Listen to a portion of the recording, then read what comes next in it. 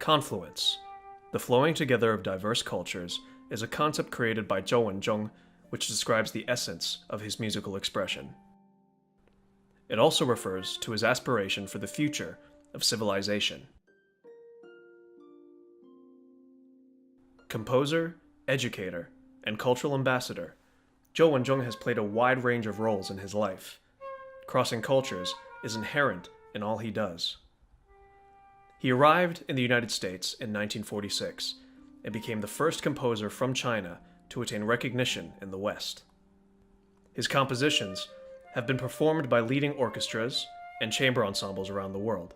His philosophy and unique canon of works have influenced a whole generation of composers from China and post-colonial societies. As a cultural ambassador, he has brought together artists and scholars from around the world to celebrate their shared humanity and to inspire new streams of creativity. Chou Wen-chung identifies with the traditional Chinese Wenren, or man of the arts, upon whom destiny has bestowed the responsibility to move society forward to a better future.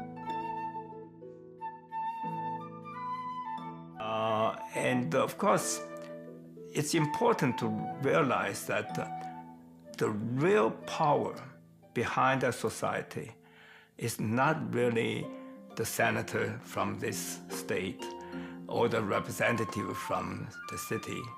It's not the big corporate executive CEOs. It's the people behind the culture, the people who can drive the society forward. And in the Confucianist view, the people who can drive the society forward for the better. And that's what we need. Chou Wen-chung was born in 1923 in Yantai in northeast China. His family lived in treaty port cities with foreign concessions, Qingdao, Shanghai, Wuhan, and Nanjing. Here, he had frequent exposure to people from Europe, their food, language, and music. He did not view things in terms of East or West. His grandfather wrote about Western civilization and published Chinese translations of Western literary classics, which Chou read as a child. The Chou family originated in Changzhou in Jiangsu province. His father began his career as the headmaster of a traditional elementary school. He taught poetry and literature, and was well versed in the I Ching. In 1911, he took part in the revolution to overthrow the Qing dynasty. He was honored in Shanghai in 1989 as one of the 2 surviving veterans of that movement. His mother was from Jiaxing in Zhejiang, where she was known as a great beauty. Chou was the 3rd child in a family of 7. He was born with a serious heart condition and was a frail child, often bedridden and twice nearing the edge of death. Because of his poor health, his parents kept him home from school until the age of 12. He had an unusual education. His father supervised his studies in calligraphy, poetry, and literature. Unlike his brothers and sisters, he had free time to observe passing clouds and the world around him.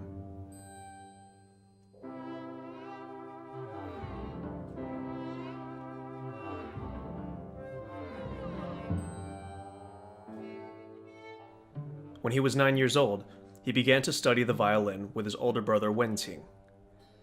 He developed a passion for music, and later taught himself to play the mandolin, erhu, harmonica, and other instruments.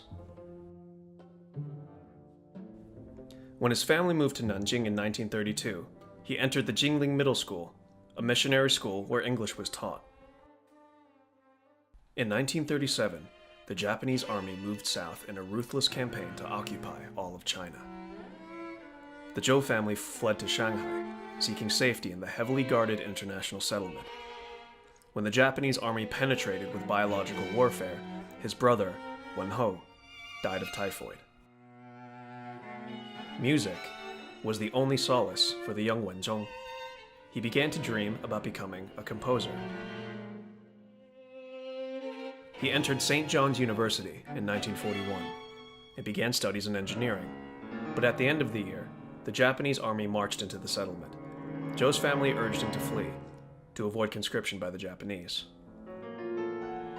Violin in hand, he trekked on foot across hundreds of kilometers, constantly in danger of being captured. He was on the move for more than 2 years, until he finally reached the wartime capital in Chongqing. He enrolled in the university there and completed his degree in civil engineering. When the war ended, Chou Wen-chung returned to Shanghai to be reunited with his family. He had been away for 4 years. The horrors of war would haunt him for the rest of his life. I think nobody can completely forget your past.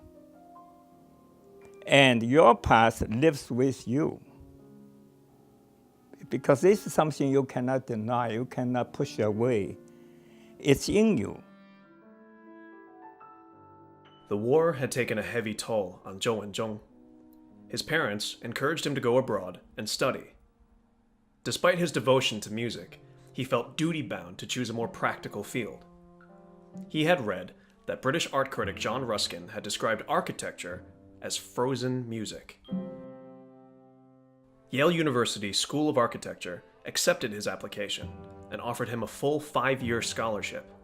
On the long journey across the ocean from Shanghai to America, Chou had time to think about his past and future. Witnessing atrocities and suffering during the war had given him courage and a new sense of purpose.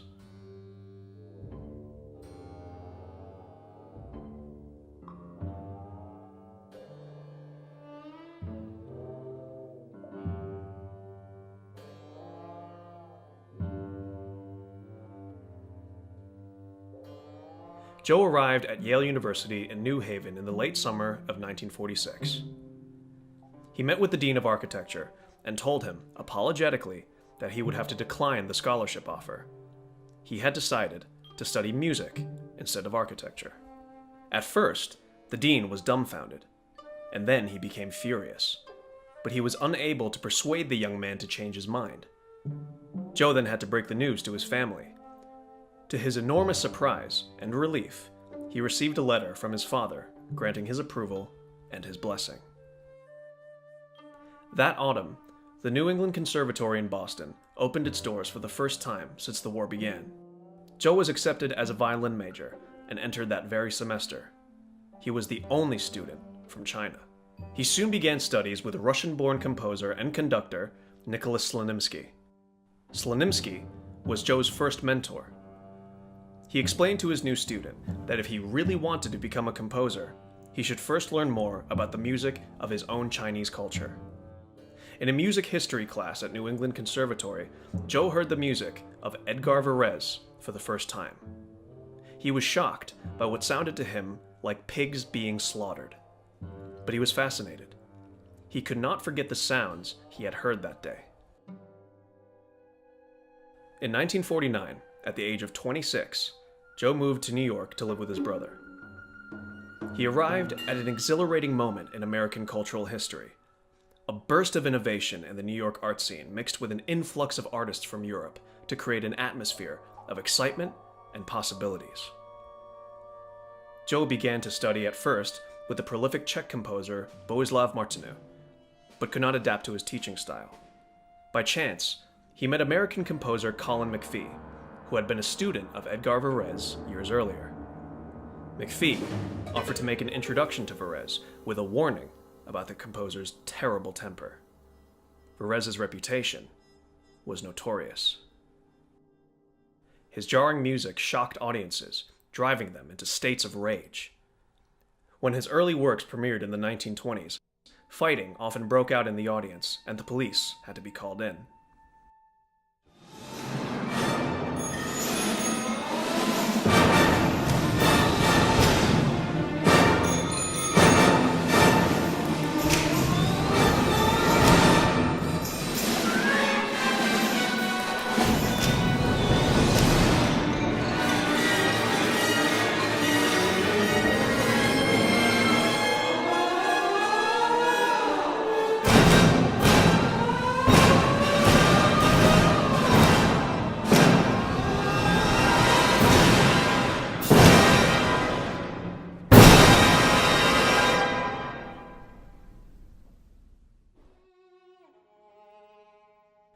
Edgar Varèse was born in France in 1883 and had come to the United States in 1915.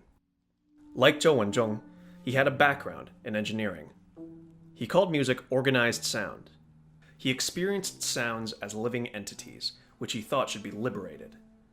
Chou studied with Varèse from 1949 to 1954. The maestro refused payment for his teaching, and Chou reciprocated by working as his copyist and assistant. During that period, Varèse was working on Des Airs, his most important work. The manuscript of Des Airs, as well as 7 other works by Varèse, are written in the handwriting of Chou Wen-chung. As a teacher, Varèse focused on helping the student to find his own musical voice. He was outraged by any trace of imitation or copying. He expected the most from his students, and was brutally honest. Varèse was really an exceptional person. He never hides himself. And if he's angry, you make a mistake, he's angry, and he just would say any kind of forward. And on the other hand, he's sincere, he's honest. He immediately points to that. What is that? And he knew. Students either would cry and go home, or try to say, yes, master, I'll try to. I won't say anything until he said, okay, take this out to the garden. I said, what for? He said, piss on it. And I said, go ahead. Like that. Now, you have to be what I regard an artist temperament as a student to indulge in that, to say to oneself, well, that means he's really concerned about it. Over time, the master-apprentice relationship developed into a warm friendship of mutual respect. After Varèse died in 1965, Chou became his music executor and also edited and completed several of his works. To promote the legacy of his mentor, he also organized performances and lectures and collaborated on a recording of Varèse's entire canon of work. While studying with Varèse, Chou entered a master's degree program at Columbia University. He studied under composer Otto Luening, who was an early pioneer of electronic music. Chou also worked as the first assistant of Columbia's new Electronic Music Center, founded by Luening and composer Vladimir Ussachevsky. After completing his degree, he obtained a grant from the Rockefeller Foundation to conduct research for 2 years on the ancient music of the Chinese zither, or qin. Chou's creative output was prolific during this period. His first work, Landscapes, completed in 1949, was premiered by the San Francisco Orchestra and conducted by Leopold Stokowski in 1953. A major breakthrough came in 1954 when the Louisville Orchestra in Kentucky commissioned him to write a piece. The orchestra had launched an extraordinary project, commissioning new music from composers around the world. Chou composed "And the Fallen Petals" for orchestra, which has since become his most performed work.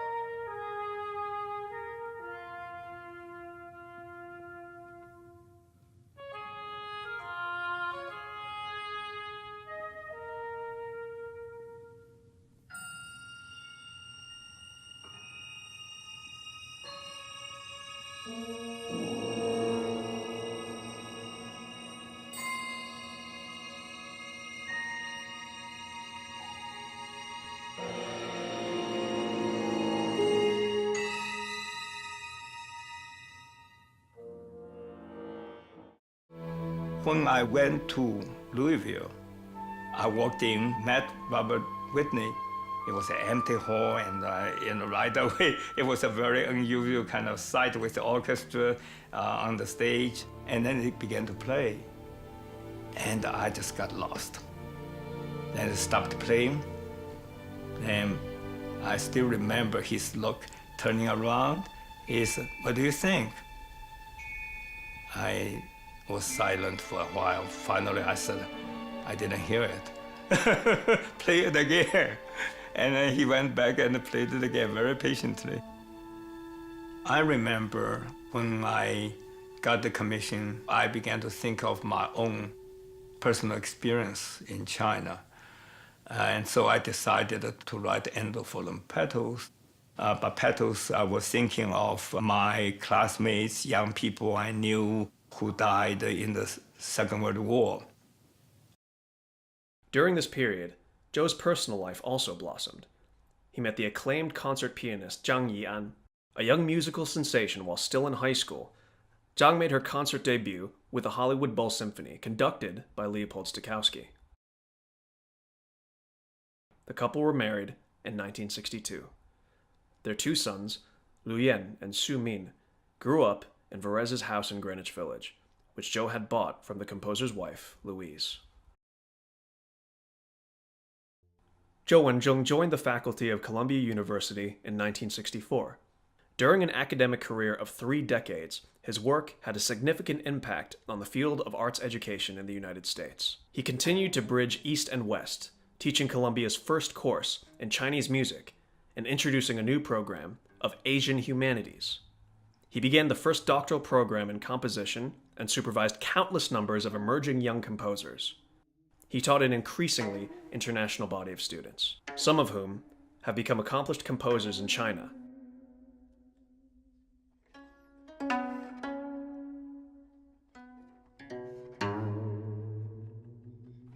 In addition to teaching, Zhou took on many administrative duties. He often handled challenges previously unknown in academic life.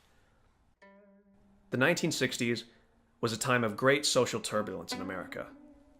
In 1968, students at Columbia University went on strike and organized protests against the Vietnam War. Despite the demands on his time, Chou Wen-chung succeeded in writing a number of important works throughout the decade.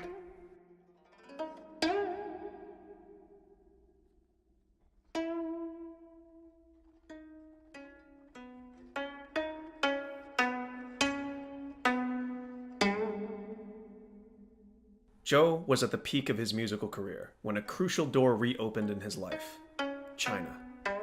He had not returned to China since he had left for the United States in 1946. Then, in 1972, following President Nixon's historical visit to China, Zhou made his first trip back after 25 years. In 1977, he made a landmark visit to the Central Conservatory of Music in Beijing. He also met with artists, scholars, and cultural leaders to discuss the idea of creating a non-government program of arts exchange between the two countries. Within a year, Zhou had established the Center for U.S.-China Arts Exchange, based at Columbia University. With initial funding from the Rockefeller Brothers Fund and the Ford and Luce Foundations, the center launched a program which for 40 years has brought together specialists from all fields of the visual and performing arts. The first project was to organize a visit to China for violinist Isaac Stern.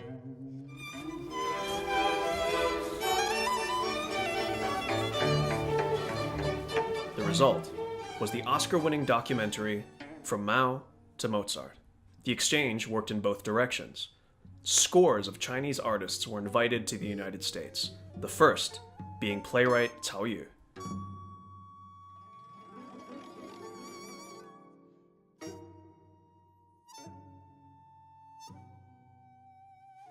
In the 1990s, the center began a multi-year program in Yunnan province, with support from the Ford Foundation. The program was aimed at preserving the cultural heritage of Yunnan's many indigenous groups and protecting the rich ecological diversity of the region. The center's aim was to plant good seeds to create relationships that would grow into ongoing exchanges into the future. Its programs have had a major impact on individuals and organizations in the arts on both sides of the globe. From the time Zhou joined Columbia University, he devoted most of his time to teaching and administration. For almost 2 decades, he was unable to find the time to create music of his own. When he retired from teaching, he was finally able to return to the life of an artist. he composed a rich collection of new works. His revival began with a bang. Echoes from the Gorge, a quartet for percussion, has been described as Zhou's magnum opus, representing a summation of all the concepts he has developed throughout his career. It was followed quickly by Windswept Peaks, which he dedicated to the Chinese intellectuals of that era. Creativity continued to flow. In 1996, he wrote his first string quartet, also known as Clouds. The title Clouds refers to the quality shared by cloud formations and calligraphy, the continual process of change.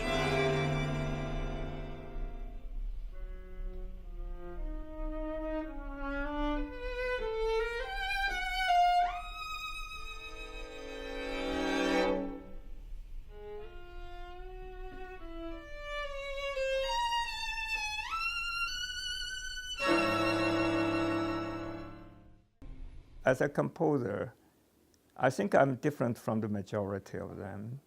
I don't just sit down and compose, I get an idea to compose. I'm very much aware, not only of technical, theoretical, aesthetic questions, but in terms of what someone like me should do. I did not think I should write music just for fun, just for myself, or just for performers who like to do it. I didn't want to repeat myself. I felt my job, it's not that I felt I had the responsibility, it's just I want to do that. My job is to, as much as I could, as a modern person, to look back at the Chinese heritage and really ask the question, does it deserve to continue? My ancestors gave it up by the end of the 19th century. Should I, as want to be a composer, take that up first?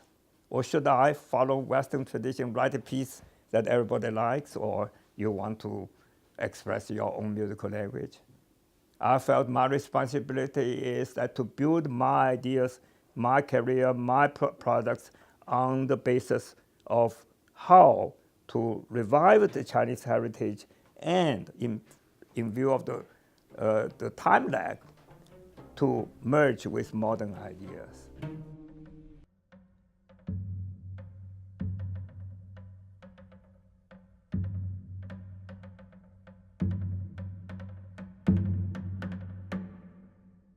Now in the 9th decade of his life, Chou Wen-chung observes that his creative work has come full circle.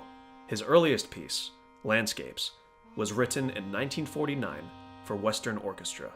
70 years later, he has composed his most recent works for traditional Asian ensembles.